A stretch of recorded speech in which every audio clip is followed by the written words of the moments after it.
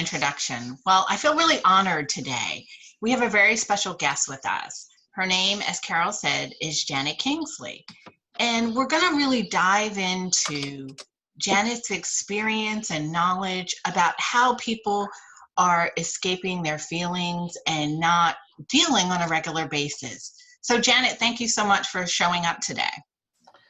I'm happy to be here, LaShonda. Great. So let's dive right in with the questions because I know you have a lot of information and we want to make sure we get everything covered today. So why do you think so many people are afraid of connecting and feeling their emotions? Well, I'd love this morning to talk about a particular definition of avoiding our feelings and emotions. And there's an actual term for this that I'm going to be talking about this morning called spiritual bypassing, which was coined by a psychologist, John Wellwood, in 1984. I personally only heard about it about 4 or 5 years ago. But this type of emotional numbness, if you will, not feeling our feelings, is when we use our spiritual practices or our beliefs to avoid dealing with our painful feelings, avoid dealing with our unresolved wounds, and even avoid our needs, really, in favor of always being out external centered. So it could look like emotional numbing. It could look like an overemphasis on the positive, a fear of anger, being overly tolerant, having weak boundaries, and having extreme judgment about our own negativity or shadow, and even devaluing our human self in favor of our spiritual self. And this has been my world. And it is my world. And it is me. And so this is a subject very few of us want to look at. So in a way, we're bypassing, spiritual bypassing, the idea of spiritual bypassing. So it could be that we're afraid. Why are we afraid to even look at this topic? We might be afraid that our beliefs are in question. We don't want to examine how unknowingly we might be sabotaging our own forward growth and momentum and our way to awakening and enlightenment. But as to the why, in the personal growth movement, many people are looking, we're looking to feel better. Sometimes we want a quick fix. We take quotes from, sound bites from personal development gurus, and we use these sound bites as a core basis for our beliefs, but they're just sound bites. They're not the wholeness. They're not the depth. And so we don't really get to know, I think, how we're supposed to feel other than we need to be always in high vibration. So, and the negative feelings are not good. And we don't want to create our experience from any negative feelings. So we get really good at avoiding or repressing our feelings in the name of spirituality and the path to enlightenment. And chances are we haven't had any good role models on how to deal or express our intense negative emotions. We may have only been subject to emotions where anger was rage or violence, or where power was the abuse of power. And we don't want to experience that in our lives. So it's much easier to avoid our feelings, not feeling our feelings, and convince ourselves that that's the path to the next level of awakening. Gotcha. So it really sounds like that people are getting these messages of staying on this high vibration. And what's happening is they want the high vibration, they want the abundance, but really what they're doing is separating from really what's going on inside. So like you said, it's the external stuff that they're focusing in on instead of the internal. So how do we redirect them? How do we get them back to connecting to that inner self, that really, instead of doing the spiritual bypass, how do we get them connected to what's going on inside? Well, I think one of the things that we need to remember is that there is no such thing as a bad emotion. All emotions are good. They're part of the human experience, right? And the thing is, we don't get to go through this human experience without feeling strong feelings, whether it's anger, pain, greed, sadness, or grief, and so on. We also get to feel the opposite of exhilaration and joy excitement and enthusiasm. It's the gamut. And the thing is, when we are suppressing or repressing or not feeling and choosing, we think we're choosing to only not feel the negative. What we're really doing is we're really repressing all of them. We can't just not feel the negative. It bleeds over and we end up not feeling as good as we could. And I like to call that sort of living life in neutral. But so the first thing is that we need to understand that there's no such thing really as this bad emotion. And our negative emotions can teach us something. They can really identify where it is that we might have our blocks, where it is that we have our growth, where it is that we've had poor boundaries. And we must remember that our journey is not all rainbows and butterflies and unicorns, darn it. You know, so there might be times that we're curled up on the floor in tears, in breakdowns. So the first step is, I think, to be honest with ourselves and accept our feelings. That we need to remember that sometimes everything isn't okay, and that's okay. So we can ask yourself, what feels hard about acknowledging that there's this negative feeling? What feels hard about acknowledging that there's rage or jealousy or anger, or fill in the blank inside? And we could ask ourselves, where and when did we learn? Where and when did I learn that these feelings were not okay? And what do I imagine might happen if I let myself feel this? I know for me, what I had imagined is that I would stay there and never recover, that I would stay in this dark place and I would never get out of it. But we all know that that this too shall pass. We've all heard it. We've all probably said it, and we've all experienced it. Not only our sadness or our negative emotions, those have passed for us, but guess what? Our happy emotions, our positive emotions, they also pass. And that's part of life. The highs and the lows don't last forever.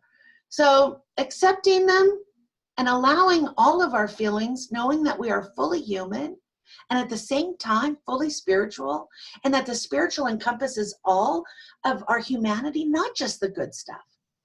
So accepting and allowing, that's the first step. And of course, we need to stop judging ourselves because we have some negative feelings.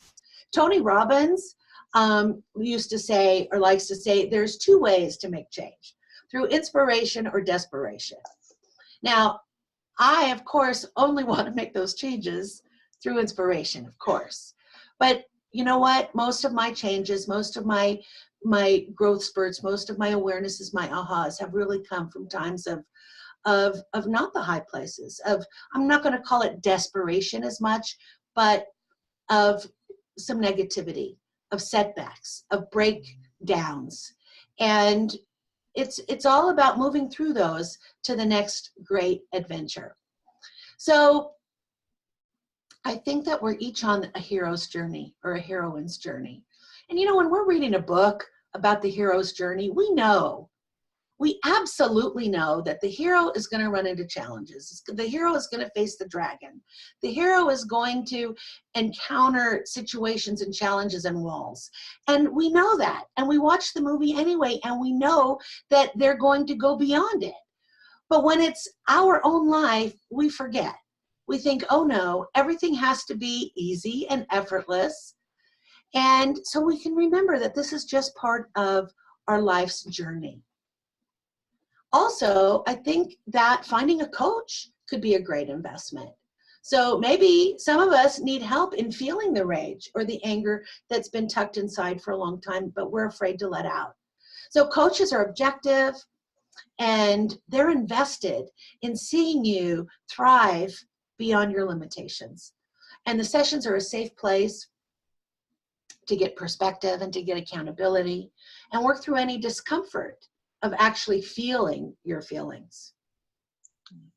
Thank you, Janet, because you know what? You just gave us permission to feel our feelings. You gave us permission to accept all of us. And a lot of times we don't get that. So thank you for acknowledging that. Thank you for giving us permission, because sometimes we do need that kick in the butt, and we need somebody to give us permission to feel those emotions that really we're not supposed to share with other people. We're supposed to hide and pretend that we don't have. So thank you for allowing us to do that. And like you said, we need to accept them, and we need to allow them, because life is the ebb and flow. We don't want to live in that neutral, and get stuck there. And I want to go back to that for a second, that you talked about, that neutral space. What happens to people when they stay in that neutral space? What happens to them physically, emotionally, and spiritually if they stay there? What are some outcomes if they continue on? Well, definitely on the emotional level, by not allowing ourselves to feel our feelings, we're actually putting up a wall between the real us and everyone else.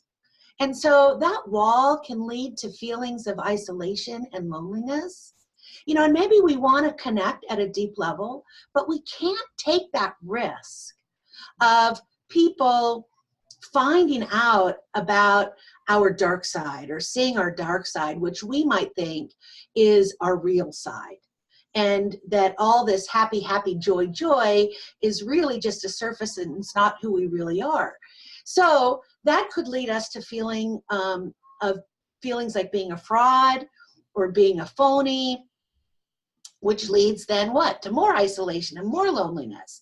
And that's exactly what happened to me, which is why when I even just heard this term, spiritual bypassing, I realized I wasn't alone. Because I thought I was alone in hiding my feelings and putting on the happy face and not being able to feel my anger.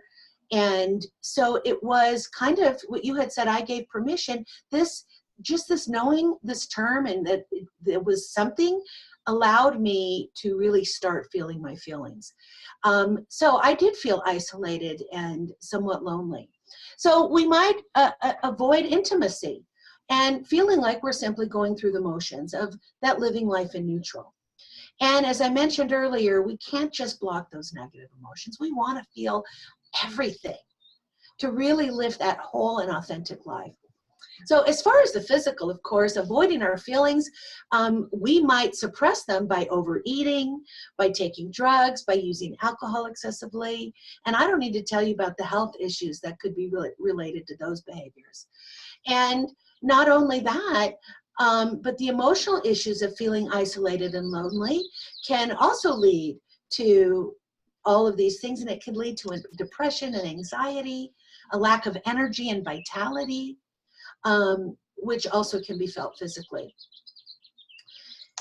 And on the spiritual level, some ramifications might include, not that I've ever been this way, never, an attitude of spiritual superiority, or maybe we express some sort of spiritual judgment for those that we deem are just not as far along the path as we are, which also helps keep up this wall where we look good, but we're not really being authentic or accepting. We're not being accepting of others, and we're certainly not being accepting of our glorious human self with all of the stuff that goes on. And an attitude of spiritual superiority can stop us, really, I think, from having the depth of spiritual understanding. And that can block, let's say, our intuition, for example. That's powerful. That's really, really powerful. And I think, I've been there too. I've been there in a place, I say that denial runs deep. And for me, oh my gosh, my denial is huge and it's massive, and it's helped me to avoid my feelings.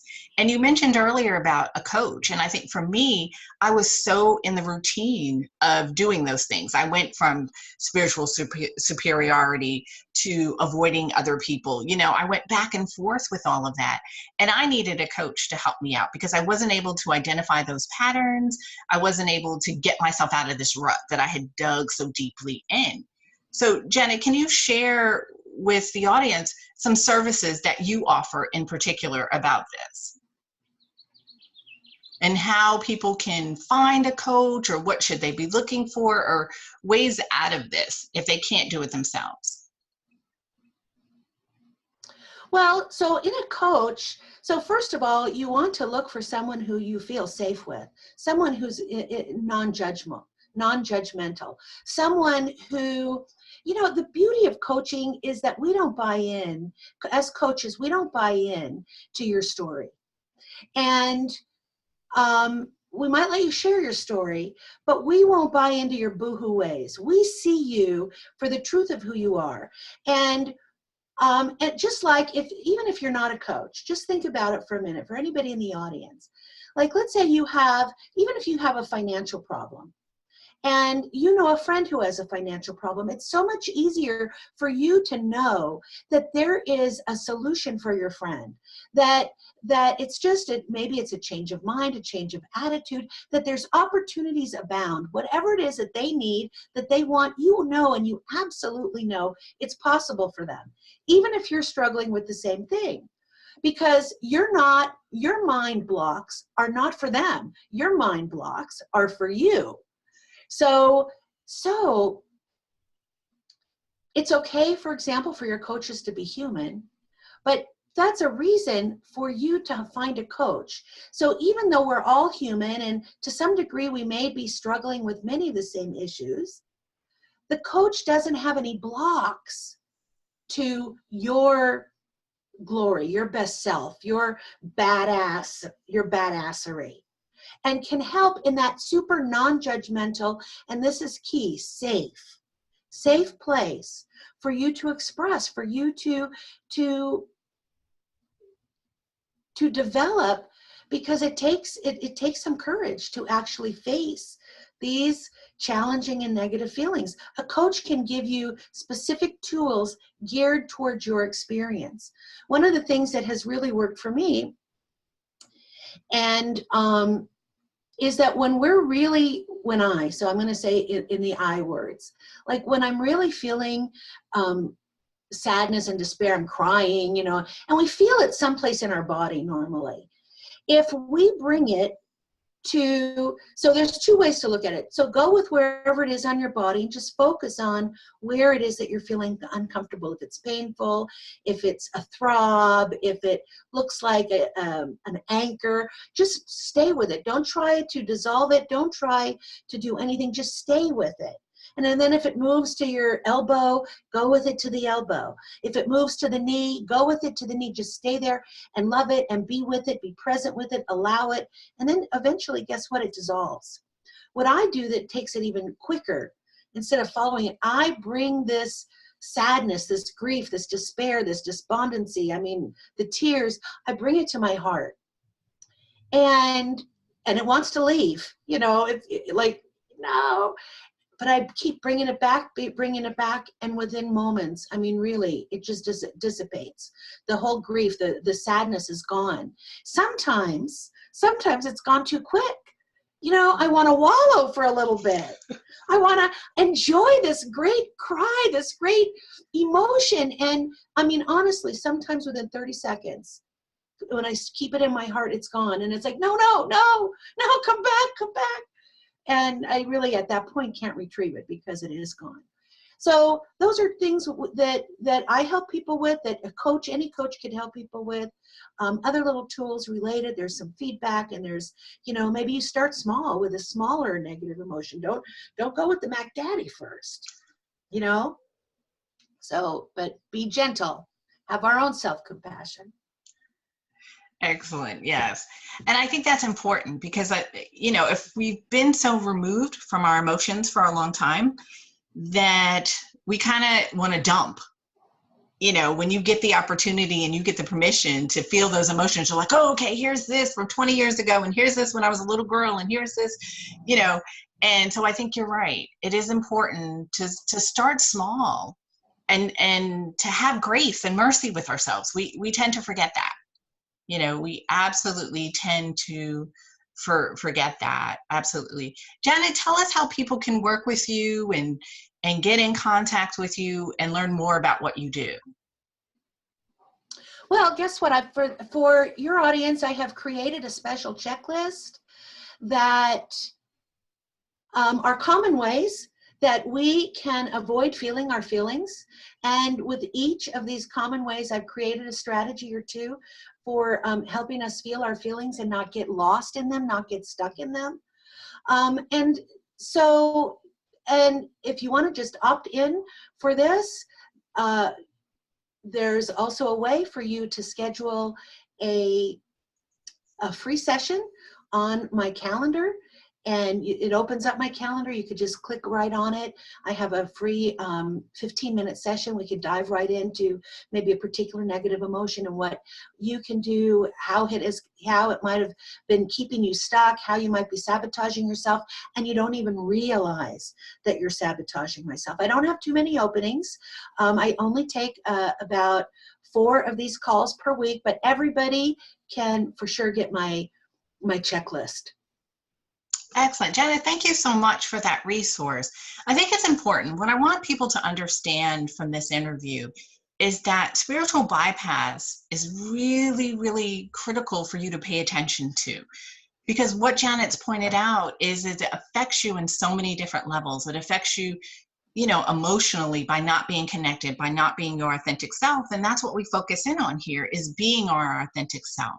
But the health problems that come with it, the stress of keeping up the facade is overwhelming. But spiritually, the divine is amazing and awesome. And truly to get connected to the divine is one of our greatest gifts. And when you live in this bypass state or this neutral, then you're missing out so much. And you don't want to live your life in neutral. We're here to thrive and to grow and be prosperous. And like Janet said, we're here to feel all of those things, the good, the bad, whatever you deem them to be. It's so important. So I hope you do take advantage of Janet's checklist. It's a wonderful way for you to tune in to yourself and see what's going on for you. And if you'd like to speak to someone, Janet has been really gracious enough to open up her calendar for a few of you to really get some real good insight on where you are on this topic and what's going on for you in your life. So I truly encourage you to do that. And Janet, I want to thank you so much. Do you have any final words you'd like to say? Yes. I want to just say this to your audience that's interested in authenticity. Freedom and authenticity doesn't mean we are bland and without emotions. Freedom and authenticity is about allowing all of our freedom, all of our feelings to exist, to be felt, to be tolerated, and having these emotions without having these emotions and sensations identify us, without calling our, as LaShonda said, the good, the bad, and the ugly. If we're feeling what we perceive to be bad emotions, doesn't mean that we're bad people. Ugly feelings doesn't mean we're ugly people. There's an important balance to remember, and yes, let's feel our feelings and remember at the same time our spiritual wholeness. They can completely coexist. Imagine that. Human foibles, apparent imperfections, negative emotions inside our spiritual perfection. It's not one or the other. It's all inclusive. Thank you, Janet, so much. So, ladies, have an awesome, awesome week. We've totally enjoyed this. I've had a great time with Janet. Remember that you are this awakening angel. Have a wonderful, wonderful, awesome time. Take care. Bye.